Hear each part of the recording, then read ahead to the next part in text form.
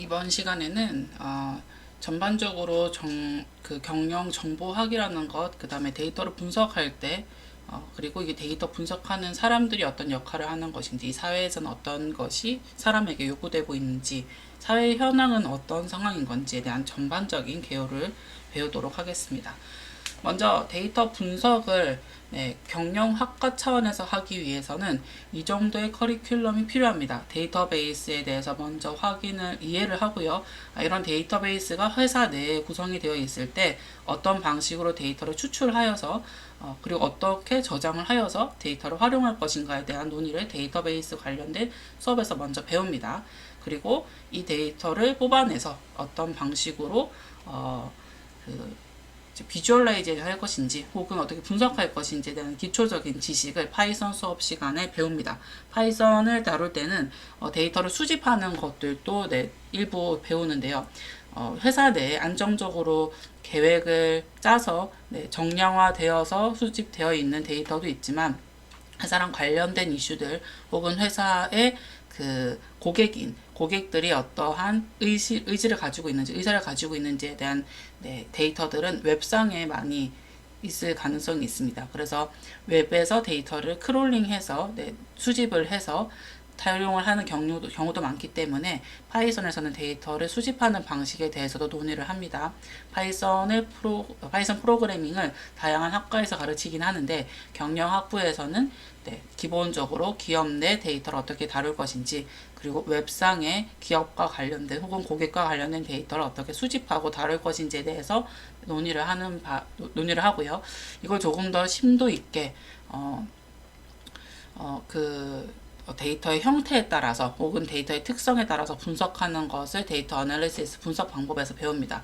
경영 통계 기초적인 분석도 가르쳐 주기도 하고요. 조금 더 어드밴스된 경영 데이터 분석 수업 혹은 데이터 분석 세미나 수업 같은 곳에서도 데이터 분석에 대해서 논의를 합니다. 그리고 조금 더 분석에 대해서만 좀 더 고도의 정교한 분석을 하고 싶다 혹은 좀 더 규칙에 맞춰서 데이터를 분석을 하고 싶다. 규칙이라 함은 데이터의 형태에 따라서 이제 데이터를 분석할 수 있는 방법들이 다릅니다. 그래서 그걸 좀 더 제대로 배우고 싶을 때는 계량 경제를 가르쳐주는 경제학발 수업을 더 추가적으로 듣는 것도 방법이고요.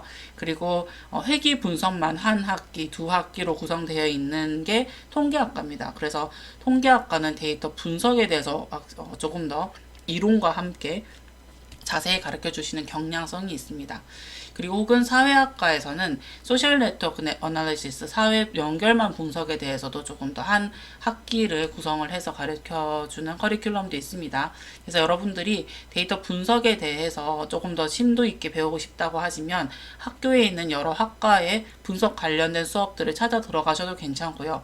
혹은 이제 대학원 과정에 대해서 이제 항상 조교일에 대해서 포커싱을 맞추시는데 대학원 과정에서는 특정한 데이터셋을 완벽하게 그 데이터셋의 특성에 맞춰서 분석해보는 일련의 과정들을 다 거칩니다. 그래서 이후에 데이터 분석가로서 활동을 할 때는 그 데이터셋의 특성에 대해서는 완벽하게 숙지를 하게 되기 때문에 예를 들어서 웹에서 수집을 한 사용자들의 리뷰 데이터 같은 경우 다른 직장에서 이런 데이터를 다룰 때는 이 데이터의 특성에 대해서 확실하게 알고 있는 거죠. 그래서 리그레션을 돌리더라도 회귀 분석을 하더라도 이 데이터가 한쪽으로 치우쳐져 있기 때문에 이것을 어떻게 노멀라이제이션 정교화해서 데이터를 분석하는지에 대한 그런 방법들, 데이터를 수집하는 방법, 데이터를 걸러내는 방법, 데이터를 분석하는 방법, 데이터를 해석하는 방법 등에 대해서 조금 더 숙달되게 됩니다. 그래서 대학원 과정에서는 그런 식으로 한 가지 데이터셋을 조금 더 포커스하여서 데이터를 분석하는 방법들을 배우고요. 그래서 데이터 어널리시스라고 하는 것은 같은 박스 안에 있지만 데이터베이스나 파이썬처럼 한두 개의 커리큘럼으로는 사실은 완벽하게 이해하기는 어렵습니다. 그래서 여러 가지 프로젝트를 통해서 분석을 여러 번 접해보고 그 다음에 피드백을 받아서 수정을 하는 과정에서 숙달되기 때문에 사실상 데이터 어널리시스 이 파트를 조금 더 확실하게 알고 싶다면 제가 말씀드렸던 것처럼 고급 단계의 교육 과정을 조금 더 확실하게 밟던지, 혹은 데이터 분석만을 전문으로 하는 데이터 사이언스 학원 같은 곳에 가서 분석에 대해서 굉장히 많이 접해 보던지, 혹은 다양한 형태의 그 공모전 같은 것들을 하면서 분석해 보는 데이터 셋들이 여러 개가 될 수 있도록 자기의 이제 그 프로필에 여러 개 데이터를 수집해 봤고 분석해 본 결과가 있다고 이렇게 나열해 볼 수 있도록 경험치를 쌓는 것도 되게 중요합니다. 그래서 데이터 분석에 대해서는 제가 이제 한 그 네모 박스로 표현하긴 어렵고요. 그리고 이후에 머신러닝은 경영 데이터를 분석하는 것에서는 사실상 많이 다루지 않았었는데 이제는 너무나 많이 다뤄지게 됐습니다. 그래서 시대가 변함에 따라서 이 분석 방법과 툴이 쉬워졌고 대신 그 범위가 늘어났습니다. 과거에는 머신러닝이 무엇인지 이런 게 있다 정도만 이렇게 건드려보고 멈췄었던 게 경영학부에서 구해오는 데이터 분석이었었는데, 이제는 경영학부 학생들이 편하게 컴퓨터공학과나 아니면은 그 데이터 사이언스 대학원 같은 데 가서 머신러닝을 편하게 배웁니다. 그리고는 실제로 적용도 해서 공모전 같은 데 되게 상도 많이 받고 있습니다. 그런 관점에서 이제 머신러닝과 센티멘트 어널리스 같은 것들이, 감성 분석 같은 것들이 먼 곳에 있는 무언가는 아니다라는 것들을 좀 이해해 두고 계시면 좋을 것 같습니다. 그래서 본 수업에서는 이런 데이터 분석을 하는 이 경영의 환경이 도대체 무엇인지, 왜 이렇게 우리가 이걸 배워야 되는지, 그리고 이것들을 잘 활용한 기업들의 사례는 무엇인지에 대해서 좀 논의를 할 예정이라서 여러분들께서 이제 다양한 형태의 그 기업들을 좀 접하실 수 있을 것 같고요. 그 전에 지금 우리가 그 대학이라는 곳에 와 있잖아요. 그 대학이라는 곳이 무엇을 하는 곳인지에 대한 먼저 정체성을 확립할 필요가 있습니다. 왜냐하면 대학에서 배우는 것들은 확실히 실무에서 요구하는 것보다는 훨씬 더 이론적이고 실무는 굉장히 빠르게 변화하고 있거든요. 이렇게 빨리 변화하는 곳에서 그 환경에서 기술만을 배우려고 대학에 왔다면은 사실상 그냥 굉장히 빠르게 그 내용을 팔로우하는 학원에 다니는 것이 더 나을 수도 있습니다. 그럼 그렇게 치면 대학에 굳이 뭐하러 와야 됐을까라고 하는 의문을 가지게 되는 거죠. 대학은 학문을 하는 곳입니다. 학문을 하는 곳이기 때문에 그 원천의 학문이 도대체 무엇을 하는 것인지에 대한 이해가 좀 필요합니다. 학문은 크게 두 가지로, 저희가 이제 접할 수 있는 학문은 두 가지로 나뉜다고 보시면 될 것 같아요. 디자인 사이언스의 영역이 있고요. 내추럴 사이언스의 영역이 있습니다. 이 디자인 사이언스의 영역은 여러분들이 어렸을 때 흔히 말했던 과학자가 되고 싶어의 그 과학자의 영역입니다. 그래서 사람들의 삶 속에서 무언가가 불편할 때 이 불편을 감소시킬 수 있는 아티팩트를 만듭니다. 사람들이 인위적으로 만든 무언가를 아티팩트라고 명칭을 칭하고요. 이 아티팩트는 굉장히 다양할 수 있습니다. 유전자가 손상이 되어 있을 때 이 유전자 일부를 자르는 유전자 가위 같은 것도 아티팩트가 될 수 있고요. 그리고 경영이 잘 되고 있지 않다고 했을 때 이 경영이 좀 더 잘 돼서 수익을 많이 낼 수 있게 해주는 경영 전략도 사람들이 인위적으로 만들어낸 거라서 아티팩트가 될 수 있습니다. 그래서 컴퓨터 공학과에서 이러한 코딩 방법은 좀 어려워, 이걸 조금 더 쉽게 할 수 있는 다른 언어를 만들겠어 라고 해서 자바스크립트, C++을 쓰고 있다가 파이썬, 루비 같은 쉬운 언어들을 만들어내는 게 컴퓨터 공학과의 일부 학과에서 일부 이제 곳에서 하는 일 중 하나였으면은 그 경영학부 같은 데서 만드는 아티팩트는 어떤 그 공학적인 무언가를 쓸 수 있는 기술을 만들다기보다는 전략, 방법, 혹은 이제 그 어떤 방식으로 조직을 운영할까 같은 기술들, 매니지먼트 기술들을 개발을 하는 것이고요. 내추럴 사이언스는 도대체 무엇인가? 이미 환경상 존재하고 있는 것들을 관찰하는 겁니다. 우리가 이제 세상 속에 살고 있고 지구에 살고 있지만 이 지구의 모든 것을 다 알고서 태어난 것도 아니고 새롭게 발견되는 현상들도 굉장히 많은 겁니다. 그래서 진짜 원초적으로 바닷가에 가서 바다에 떠다니는 생물들을 채집하여서 이 생물들이 어떻게 생겼고 어떻게 숨쉬고 어떻게 헤엄치는지를 관찰하는 정말 그 생물학 같은 내추럴 사이언스도 있고요. 소비자들이 스마트폰을 줬더니만은 예전에는 핸드폰을 그냥 전화기랑 문자 메시지 사용하는 용도로만 썼었는데 이 핸드폰으로 게임을 한다든지 혹은 실시간으로 로케이션이 기반으로 해서 소비를 한다든지 이제 새로운 행동을 많이 하는 겁니다. 그래서 이렇게 소비자가 어떤 행동을 하는지 관찰하는 것도 내추럴 사이언스의 영역에 들어갑니다.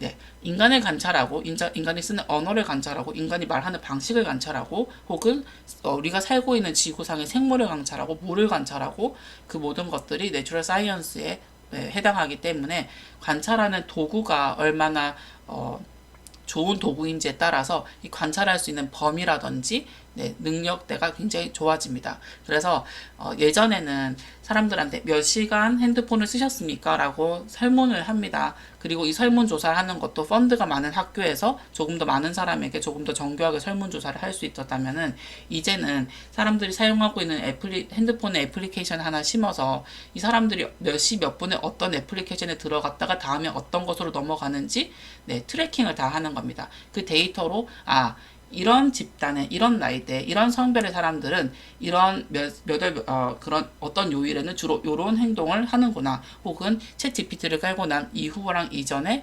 사람들이 검색하는 방식이나 시간들이 이렇게 바뀌었구나 이런 것들을 데이터로 관찰을 할 수 있게 됐습니다. 물론 디자인 사이언스에서는 데이터를 분석하는 방식이라든지 데이터를 수집하는 방식 등에 대해서 굉장히 획기적인 발전을 만들어 왔지만 내추럴 사이언스, 사람을 관찰하는 방식에 있어서도 굉장히 획기적인 변화가 있는 것이 최근의 현실입니다.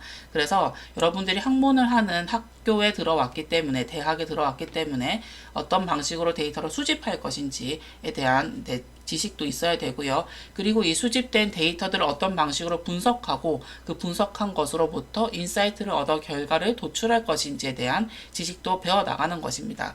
물론 근데 대학에서 가르치는 이 근본적인 지식들이 최근 나온 기술의 가장 최첨단 기술만을 쓰는 것은 아닙니다.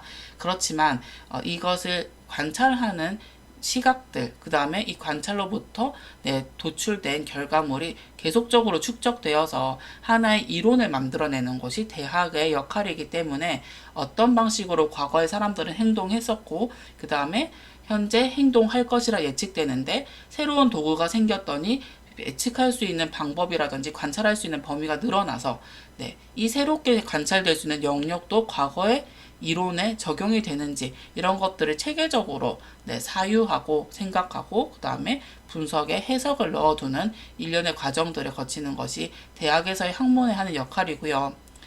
그러면 회사에서 대표님들이 회사를 경영하다가 이런 방식으로 사람들한테 말하니까 정말 자기를 저조시키는 역할을 해냈었구나라고 몇 년 동안 겪어보신 바 어떤 인사이트를 얻습니다. 대학에서 수업을 들었더니 그건 이미 1980년대부터 사용되고 있었던 기법인 겁니다. 그런 식으로 업무를 하시면서 실시간으로 겪으셨던 체득이 인사이트가 학교에 왔더니 이미 이론적으로 정립이 되어 있는 경우도 굉장히 많이 봅니다.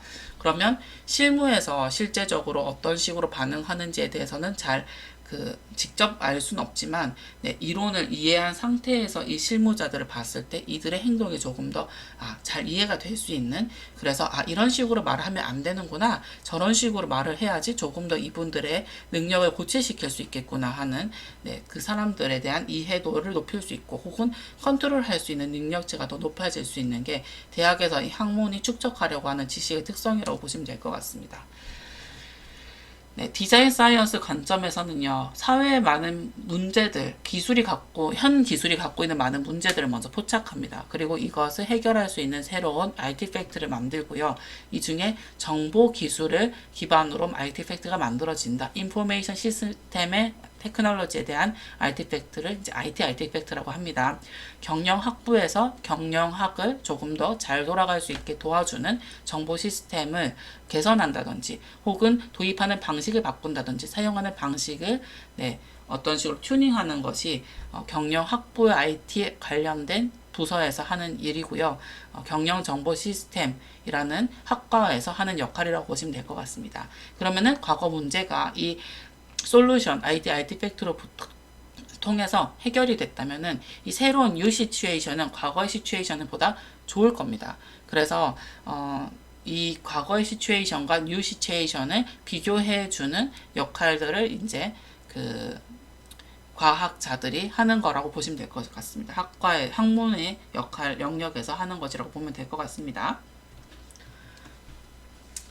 네. 그리고 이 대상이 되는 그 자연 혹은 사람 혹은 문제가 생겼던 기술의 영역 중에서 이제 기업을 중점적으로 다루는 곳이 경영학이라고 보시면 됩니다. 이 경영학에서는 경영을 하는 대상이 결국 기업이고요. 기업은 법 인격체입니다. 여러분들이 삼성이라고 했을 때 삼성을 직접 눈으로 본 적은 없으실 겁니다. 삼성의 대표인 뭐 이건희 회장, 이재용 회장은 눈으로 볼 수 있지만 삼성이라고 하는 곳을 딱 떠올렸을 때 파란색 어떤 마크는 떠오르지만 네, 이걸 얘를 본 적은 없을 거예요. 왜냐면 얘는 법 인격체라고 해서 네, 그 등록되어 있는 법적으로 등록되어서 법적으로 코드를 부여받은 존재이지 실제로 어떻게 이렇게 신체가 존재하는 어떤 것은 아니거든요. 이 법 인격체를 우리는 어떻게 다루어야 되는지를 네, 체계적으로 논의한 학과가 경영학과고요. 그러면은 이 법 인격체가 만들어지기 시작한 시점부터 이 경영학이 네, 의미를 가지기 시작하고 존재하기 시작합니다. 그 전에는 기업이 별로 존재하지 않았어요. 기업이 거의 존재하지 않았어요.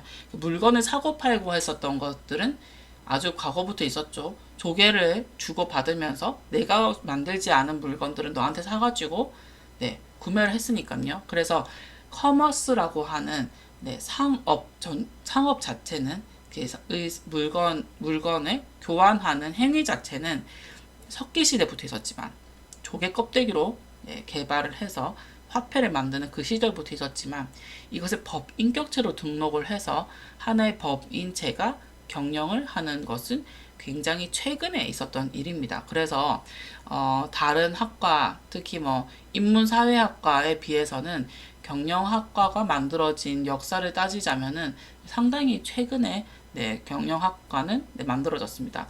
지금 은퇴하신 교수님들, 은퇴한 지 한 10년 정도 되신 교수님들이 경영학과 1호 교수님들일 때도, 인 경우도 많습니다. 경영학부라는 곳이 없었다가, 네, 만들어지기 시작한 거죠. 그래서 여러분 상당히, 그, 역사가 얕은 학과에서 공부를 하고 계십니다. 하지만 너무너무 중요한 학과에서 공부를 하고 계신다고 보면 될 것 같습니다. 경영을 하다 보니 네, 필요한 것들이 많아진 겁니다. 왜냐면 과거에는 경영을 했었던 그 플레이스 자체가 집이었습니다. 그래서 여러분들이 생각을 해보시면은 물건을 만들어서 팝니다. 시장에서. 근데 그 물건을 누가 만듭니까? 어머니가 만드신 저고리를 소를 타고 가서 오일장에서 팝니다. 그리고 어머니가 만드시는 저고리 만드는 방법을 누가 배웁니까? 그 집에 있는 자녀들이 배웁니다. 그래서 간의 수공업이 네, 하나의 경영 체제였습니다. 그리고 간의 수공업을 이어주는 방법은 자기 자식들 혹은 가족들에게 대대로 물려주는 방식으로 네, 그 집안의 직업이 이어져 왔었고요. 그러다 보니 굉장히 작은 규모의 그 체제만이 운영이 되었습니다. 실질적으로 그 직원들을 관리한다는 것은 그냥 우리 집 애들한테 야 빨리 일어나서 이거 해라 라고 하는 잔소리 정도, 그리고 엄마가 죽거든 꼭 이것을 네가 물려받거라, 아빠가 죽거든 네가 꼭 이것을 물려받거라 하는 정도의 네, 승계만이 네, 존재를 했었고요. 그리고 조금 더 큰 규모로는 그 집안이 네, 그 업을 행한다든지 그 마을이 해당 업을 행하는 형태로 네, 어느 정도의 체제를 유지를 했었습니다. 그런데 이것이 전부 다 1차, 2차 산업혁명과 관련이 되어 있죠. 공장 형태로 내 제품을 대량 생산할 수 있게 되다 보니까 하나의 집안이 한 개의 공장을 운영하는 것보단 조금 더 많은 품이 들게 된 겁니다. 그래서 해당 업을 하지 않았었던 집안 사람들도 와서 일을 해주기 시작하면서요. 대량 생산을 하다 보니 네, 소비도 대량으로 하게 되고 전 국민을 대상으로 한 개의 제품을 파는 것도 가능해집니다. 그런 큰 규모의 회사들이 1930년대에 미국에서 만들어지기 시작합니다. 엄청난 큰 컨베이너 벨트가 네, 형성되기 시작하고요. 이 모든 이제 경영학에 대한 역사는 경영학과의 학 원론을 배우는 수업에서 배우실 수 있습니다. 제가 이렇게 길게 하진 않을 텐데요. 그렇게 사람들이 늘어나서 관리를 하다 보니 네, 우리 집 애한테 잔소리를 해서 그냥 빨리 일어나서 수공업을 시키는 것보다는 더 많은 사람들에게 더 다양한 잔소리를 해야 되는 겁니다. 그래서 이 사람들의 일하는 능률을 최대로 끌어올려서 네, 제품을 최대로 많이 만들어내야지 네, 최대한 많은 수익을 얻을 수 있게 되는 게 기업의 특성이 되게 됩니다. 어떤 방식으로 이들에게 일을 하게끔 할 것인가, 그 방법을 연구했던 것이 이제 인사관리의 영역입니다. 그리고 물건의 제조를 하다 보니까 내가 만든 물건을 누군가 팔아줘야 되는데, 이 팔아주는 것을 원래는 엄마가 만든 저고리를 애한테 소 타고 가서 오일장에서 팔게 했잖아요. 제가 믿는 아이가 네, 물건을 파고 엄마 5벌 다 팔았어요 하고는 그 돈을 가지고 옵니다. 근데 내가 만든 옷을 내가 모르는 회사에서 팔면서 중간에 옷의 품질을 잘 못 관리한다든지 옷을 조금 더 훨씬 비싼 가격에 팔아서 내 옷에 대한 수익을 엄청 남겨먹는다든지 믿지 못하는 대상자들이 나와 거래를 하게 되는 가능성이 생기는 겁니다. 그래서 물건을 판매하는 과정에서의 불확실성이 늘어나다 보니까 그냥 내가 만들고 내가 직접 팔지라고 해서 그 거래를 최대한 축소시킬 수 있는 역할로서 모든 기업들이 모든 역할을 싹 다 하는 엄청 큰 규모의 기업도 만들어지기 시작합니다. 대형 기업들이 만들어지기 시작하고요. 이걸 관리해야 되는 영역도 상당히 늘어나다 보니까 기업을 도와줄 수 있는 다양한 스킬들이 필요하게 됩니다. 예를 들면 인적 자원을 관리할 수 있는 스킬도 필요하게 되고요. 그리고 어떻게 이 제품의 그 하부 생산을 할 수 있는 제품들을 어떻게 조달할 것인지 조달을 관리하는 기술도 필요하게 되고, 기업 내부의 사람들과 소통하는 방식을 조금 더 연구하는 네, 그 다음에 어떤 기업 내부에 정보 시스템이 있는지를 한눈에 볼 수 있는 정보 시스템을 관리하는 기술도 필요하게 됩니다. 그래서 기업체 하나를 운영하는 데만 필요한 스킬들이 많이 늘어나다 보니까 네, 이 스킬들이 더 잘 축적되어 있는 기업들은 기업을 굉장히 같은 자원인과 같은 사람의 명수로도 효율적으로 관리를 할 수 있게 돼서 이윤을 많이 만들게 되고, 이게 되게 근무가 태만하고 그 다음에 대표 말을 듣지 않고 혹은 중간에서 제품들을 누락시키는 그런 네, 횡령들이 발생하다 보면 네, 기업의 이윤이 줄어들게 되는 겁니다. 그래서 이런 세부적인 특성들을 어떤 방식으로 잘 관리할까를 한 학과 내 여러 파트에서 네, 논의를 하게 됩니다. 그래서 경영학은요, 여러분들이 저는 경영학을 배우러 왔습니다 라고 얘기하는데 면접자들이 경영학에 무엇을 배우러 왔습니까? 라고 역으로 질문하죠. 경영학과 내에는 마케팅, 생산, 회계, 재무, 경영 정보 시스템, 인적 자원 관리, 전략, 굉장히 다양한 학문 분야가 하나로 합쳐져 있습니다. 하나의 바구니에 담겨 있는 이게 다 경영이라고 할 수 있고요. 이 중 하나라도 잘못 운영되면 회사에 문제가 생깁니다. 그래서 이들 간의 소통을 잘 해서 경영을 잘 해 나가는 것이 경영학에서 지향하는 바입니다. 그리고 특정한 분야에서 문제가 발생했을 때 그 문제를 해결하는 게 무엇입니까? 네, 이 솔루션을 개발하는 방식이라서 경영학의 많은 부분들은 네, 회사의 문제점을 발굴하고 이를 해결해주는 역할로서 존재를 합니다. 그래서 디자인 사이언스 영역에 네, 속하는 파트가 많이 있고요. 어떻게 하면은 돈 관리를 잘 할 수 있을까? 회계이고요. 어떻게 하면은 이 기업 내에 물적 자원들, 인적 자원들을 잘 배치하고 이 돈을 잘 돌릴 수 있을까? 경영의 산물인 돈을 관리하는 네, 재무 관리 같은 것들도 중요한 파트로서 존재를 하게 되는 겁니다. 그래서 여러분들이 이 다음 시간부터 배우는 이 많은 카테고리들은 이들 중에서 정보 시스템이라고 하는 네, 기술을 기반으로 어떻게 조금 더 경영하게 도움이 되는 네, 그 기술 테크놀로지를 운영할 수 있을지에 대한 논의를 할 예정입니다. 그 중에서 네, 정말 많이 축적된 것들이 이제 기업들이 많이 축적한 것들이 1930년부터 그리고 각 잡고 데이터를 모으기 시작한 것은 1990년대부터 이 데이터를 분석할 수 있는 사람들도 부족했고요. 분석해야 되는 이유도 부족했었던 시절을 지나서 이제는 데이터가 너무너무 중요하구나라는 것을 이해한 시대로 온 겁니다. 그래서 경영정보학에서 과거에는 기업 내의 사람들 간의 커뮤니케이션을 잘할 수 있는 방법들 혹은 조직 구조를 조금 더 효과적으로 짤 수 있는 방법 정도만 논의를 했다면, 이제 경영정보학에서는 이 기업 내에서 산출되는 다양한 형태의 데이터들을 어떻게 잘 분석할까를 논의하고 있습니다. 그래서 데이터 분석에 관심 있는 학생들이 해당 그 수업에 대해서 이해를 할 가능성이 있고요. 그래서 이 어떤 방식으로 데이터를 분석할 건지 적용할 건지에 대해서 심층적으로 배울 예정입니다.